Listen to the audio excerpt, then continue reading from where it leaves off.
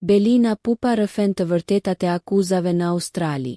Belina Pupa, terapiste dhe influencuese e njohur në rrjetet sociale, është vënë në akuzë në Australi për kultivimin e një sasie lënde të ndaluar të kontrolluar dhe ndërhyrje të paautorizuar në furnizimin elektrik.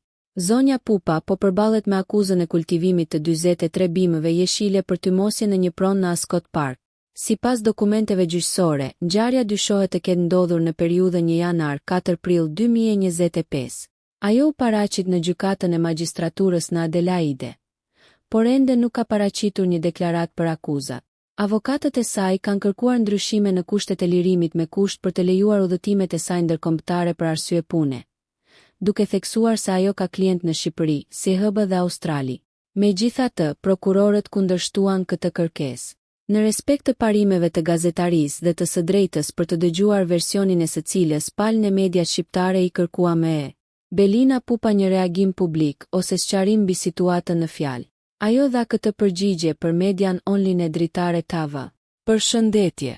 Bëhet fjalë për një pronë të dhënë me qira, por që është me emrin tim.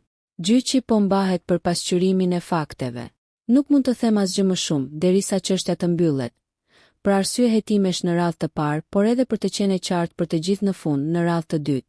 Ju falenderoj që më pyetet përpara se të shpërndanit një lajm të përçudnuar, shkruan zonja Pupa në reagimin e saj.